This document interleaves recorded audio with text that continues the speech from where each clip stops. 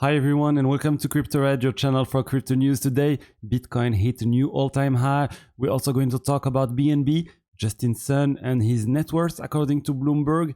He's actually suing them, and how much TRON, his supply he owns. There's a Coinbase theft story also. They lost money in what looked like a hack. An update on Uniswap's fee switch. The scare about Google banning wallets, which seem to have ended fine, and MetaMask stablecoin plans. Lots to cover.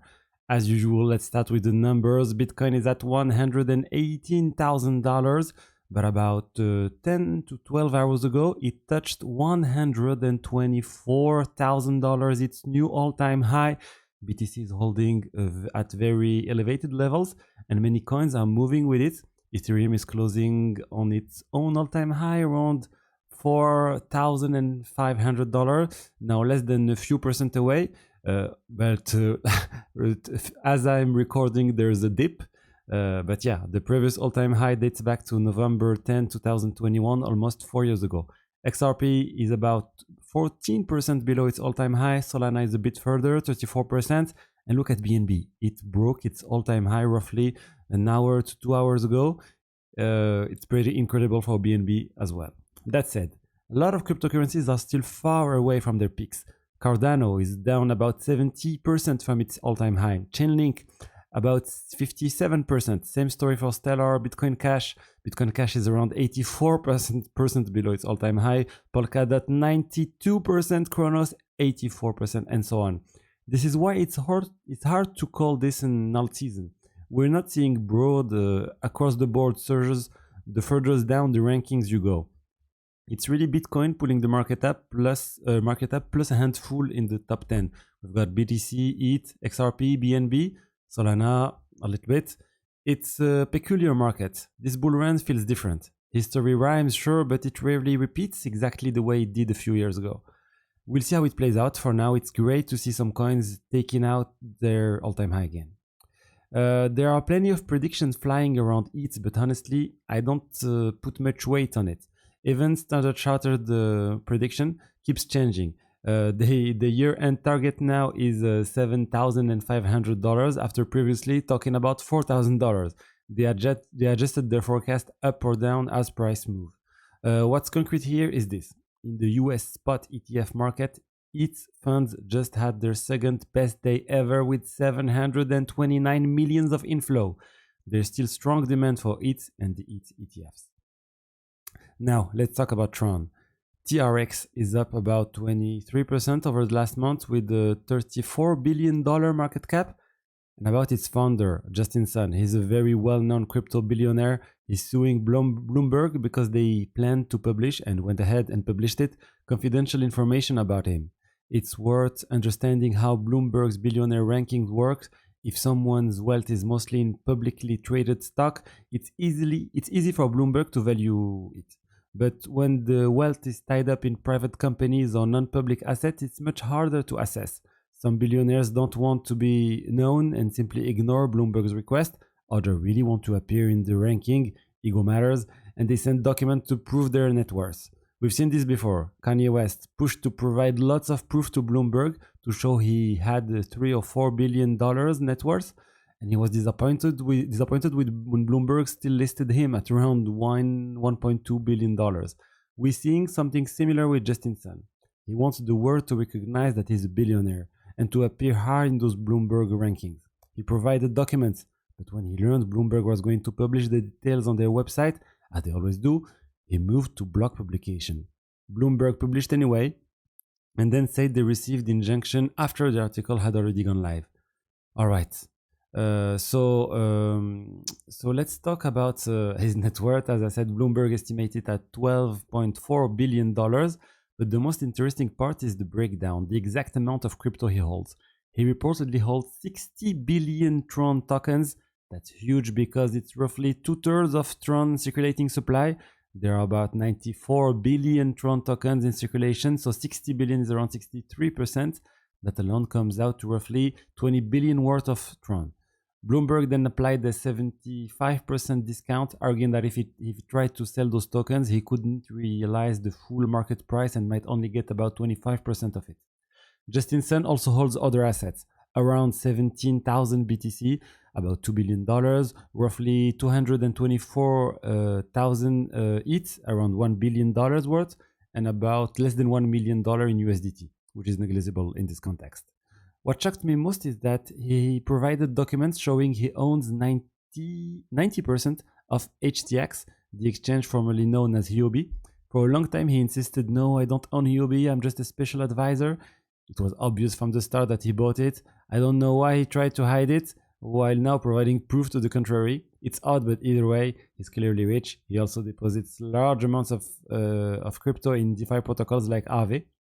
Now we have a clearer picture of his net worth, and more importantly, of TRON centralization. To me, it's risky for TRON to have single entity holding 2/3 of the supply. It's a similar issue with BNB, where Binance holds the majority, and with XRP, where Ripple control a large share as well. This is the risk when companies create tokens and keep the majority. It led to this kind of centralization. You don't see that with the truly decentralized cryptos, with Bitcoin, with Ether. It's different. The Ethereum Foundation holds around 1 billion worth of ETH, not even close to 50%. As for Bitcoin, yes, Satoshi Nakamoto is believed to have around 1 million BTC, but that's still relative to the 21 million total, really small. And those coins haven't moved since many years. On Solana, the foundation does hold a significant amount, but nowhere near 50%. This centralization bothers me a bit, but clearly it hasn't prevented big valuation. BNB and even XRP have reached very high market cap despite these concentrations. Still, I'm telling you, it's a risk. A sell, even not a massive one, just steady selling, can create ongoing downward pressure on the token's price. Alright, moving on to Coinbase and what we can fairly call a hack on Coinbase, though it's more accurate to say they lost $300,000 due to a mistake. They lost that money because they executed a non-chain operation that approved a smart contract tied to a decentralized exchange platform named 0x. They accidentally approved a smart contract that should not have been allowed to move their tokens, and they lost $300,000 as a result. It was simply a configuration error. There are bots on-chain constantly hunting for this kind of misconfiguration. They spotted it and drained the funds instantly.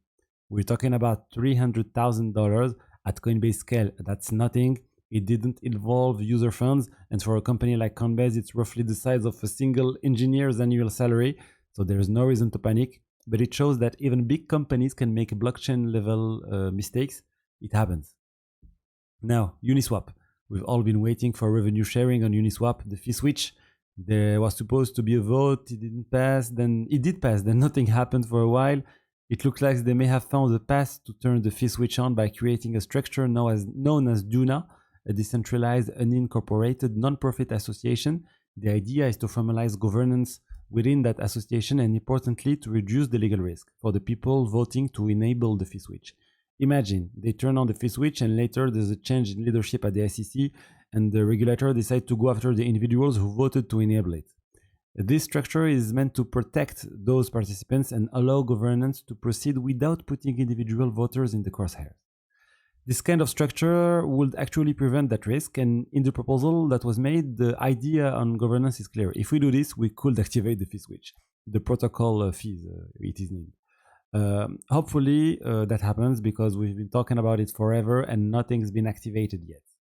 Right now, the fee switch is only on the Uniswap web interface, and it's not the DAO that benefits, it's Uniswap Labs, the company. So I don't recommend using the official interface to trade.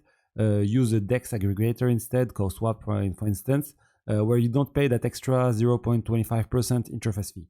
Every time you make a trade on Uniswap, you're paying roughly this fee that you could avoid. Same with MetaMask swaps, you pay an additional fee there too, almost 1%, which is really best avoided. Speaking of MetaMask, it looks like they're about to unveil a stablecoin in partnership with Stripe. The stablecoin will be called MMUSD, and we could even get the official announcement today or in the next few days. This came from a post on Aave governance forums discussing integrating MetaMask USD into Aave. It's nice to have another stablecoin, even if it won't change much by itself. They're almost certainly integrated deeply into MetaMask, just to be careful. For swaps, they may start pushing MMUSD, and that might not be the most effective route if you go through MetaMask for swapping. But as I said, you should not go you should not use this functionality. So yeah, let's wait and see. As for tokens, I'm still waiting for a MetaMask token. There isn't one yet. We should see Linea token soon. That's for the Linea blockchain, which is in the same family of companies as MetaMask, but it's not the same. Maybe we'll get a MetaMask token someday, but not today, not next month for sure. There was also a brief panic last night after several articles claimed Google was about to ban non-custodial wallets like MetaMask or Rabi from the Google Play Store. Google then clarified that this does not apply to non-custodial wallets, which reassured everyone. It also highlights some of the excesses around MiCA, the European new rules about cryptocurrency, especially the idea aimed at European users that that there's a lot of regulation, of rules that should apply to everyone, and it complicates a lot of stuff for European users. That's what I wanted to share today on the latest crypto news. If you enjoyed this, don't forget to like, comment, and subscribe, and I'll see you tomorrow for more. Bye-bye.